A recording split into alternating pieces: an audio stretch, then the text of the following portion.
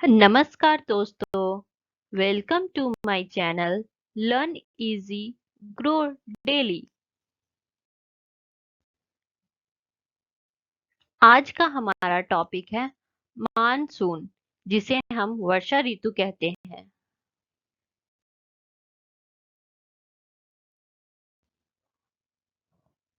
Monsoon एक ऋतु का नाम है जो गर्मी के बाद आती है। यह अक्सर जून से सितंबर तक चलती है। मानसून के समय वर्षा अधिक होती है। गहरे और भारी बादलों की वजह से आकाश धुंधला हो जाता है।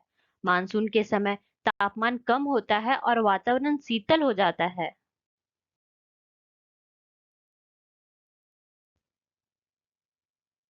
गर्मी के मौसम में जब हिंद महासागर में सूर्य विषुवत रेखा के ठीक ऊपर होता है तो मानसून बनता है। इस प्रक्रिया में गर्म होकर समुद्र का तापमान 30 डिग्री तक पहुंच जाता है। उस दौरान धरती का तापमान 45 से 46 डिग्री तक पहुंच चुका होता है। ऐसी स्थिति में हिंद महासागर के दक्षिण हिस्से में मानसूनी हवाएं सक्रिय हो जाती है। ये हवाएं आपस में क्रॉस करते हुए विषुवत रेखा पार कर एशिया की तरफ बढ़ने लगती है। इसी दौरान समुद्र के ऊपर बादलों के बनने की प्रक्रिया शुरू होती है। विषुवत रेखा पार करके हवाएं और बादल बारिश करते हुए बंगाल की खाड़ी और अरब सागर का रुख करते हैं। इस दौरान देश के तमाम हिस्सों का तापमान समुद्र तल के तापमान से अधिक होता है। अधिक वायु दबाव वाला एक बहुत बड़ा हिस्सा भारत को घेरने वाले महासागरों के ऊपर मौजूद रहता है, क्योंकि सागर स्थल भागों जितना गर्म नहीं होता और इसीलिए इसके ऊपर वायु का घनत्व अधिक रहता है। ऐसी स्थिति में हवाएं समुद्र से जमीनी हिस्सों की ओर बहने लगती है। ये हवाएं समुद्र के जल के वाष्पन से पैदा होने वाली वाष्प को सोख लेती है और धरती पर आते ही ऊपर उठती है और बारिश करती है। मानसून मई के दूसरे सप्ताह में बंगाल की खाड़ी में अंडमान निकोबार द्वीप समूह में दस्तक देता है और 1 जून को केरल में पहुंच जाता है। बंगाल की खाड़ी और अरब सागर में पहुंचने के बाद समुद्र से उठी मानसूनी हवाएं दो शाखाओं में बट जाती है। एक शाखा अरब सागर की तरफ से मुंबई, गुजरात, राजस्थान होते हुए आगे बढ़ती है।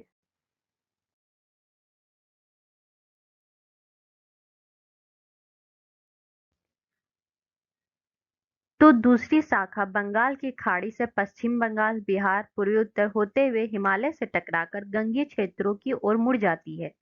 इस तरह से जुलाई के पहले सप्ताह तक पूरे देश में छमाछम बारिश होने लगती है। मौसम विज्ञानियों का कहना है कि अगर हिमालय पर्वत नहीं होता तो उत्तर भारत की मैदानी इलाकों में मानसूनी की बारिश होती ही नहीं।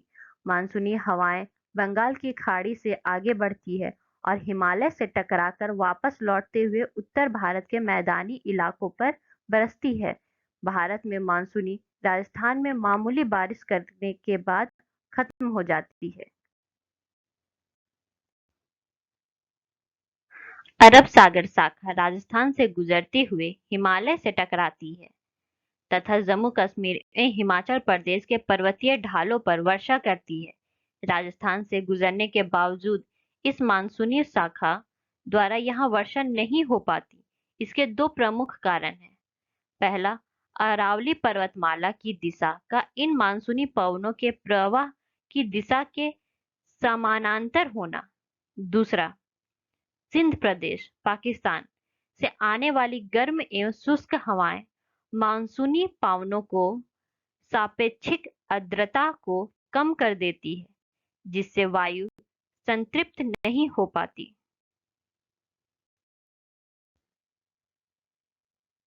देश में मानसून के 4 महीने में एवरेज 89 सेंटीमीटर बारिश होती है। देश में 65% खेती मानसूनी पर निर्भर है। बिजली उत्पादन, नदियों का पानी भी मानसून पर निर्भर है।